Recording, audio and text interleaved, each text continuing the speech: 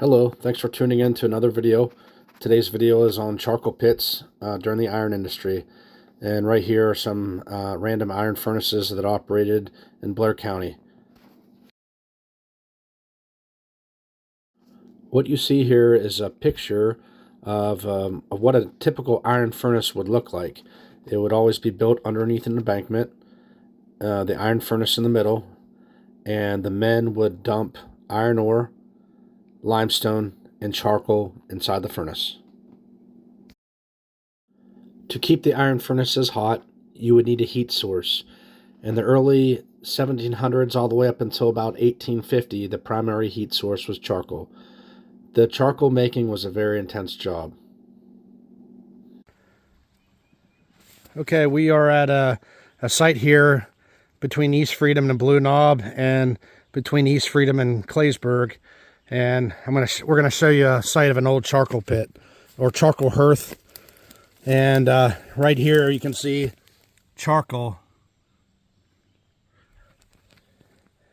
And this charcoal was made probably between 1830 and 1850. And you notice this flat spot in the woods. A lot of hunters or people that go on the game lands or live in the mountains will find these around the mountains and hills around Blair County. And this was a flat spot excavated by men to make charcoal to heat the iron furnaces in Blair County.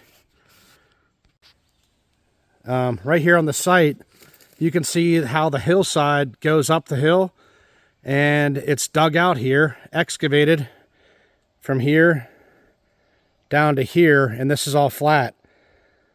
They would excavate the leaves. They would rake off the leaves, and they would pull the leaves off to the side.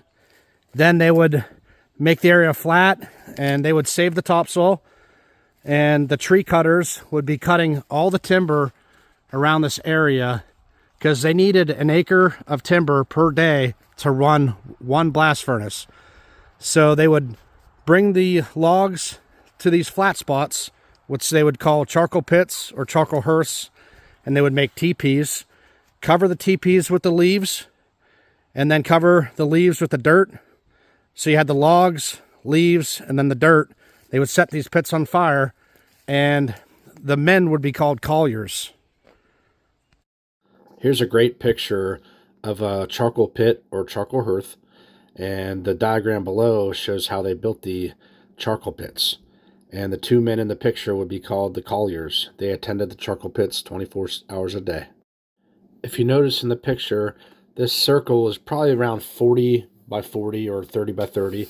This would be kind of a typical charcoal pit. And it was very hard work that required constant attention. The colliers' job was to maintain a charcoal pit, and they would monitor 12 to 24 of these pits burning at all times, 7 days a week. So they would be clearing hundreds of acres at a time, and they would be making charcoal pits every day. And these colliers were very skilled, and it required the most labor during the iron industry.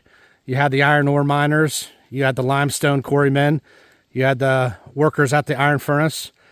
The colliers making the charcoal had the most dangerous and hard-working job of them all.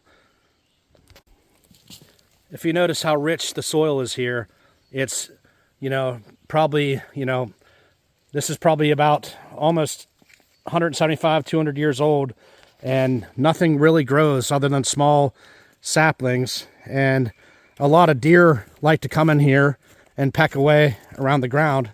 So a lot of hunters will find these areas where the deer come in.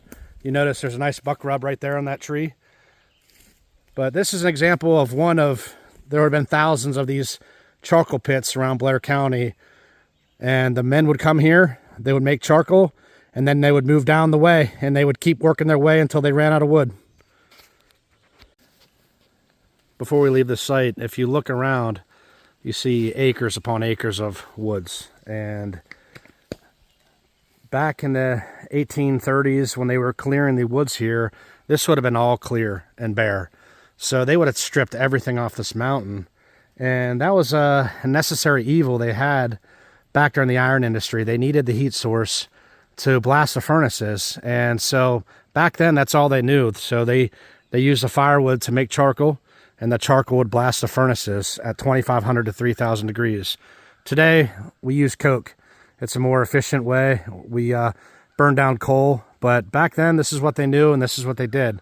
So this flat spot here represents, you know, the first 75 years in the iron industry, from 1732 to about actually almost 100 years of the iron industry was used for, they would make charcoal.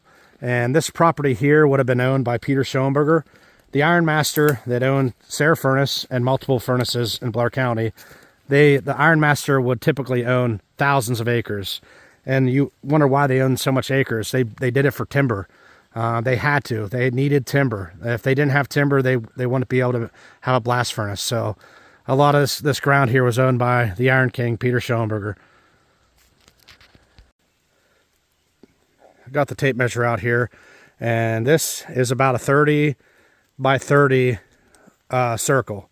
So a lot of these charcoal pits were probably around the same dimensions, 30 by 30, maybe a little bit bigger. And if you just look how rich and black the dirt is from all the charcoal they used to make here. Thank you for watching this short video on charcoal pits. I hope you found it very interesting. And it's one little facet of the iron industry, which was, in my opinion, very incredible here in Blair County. And it's something we should remember and enjoy the history while we can.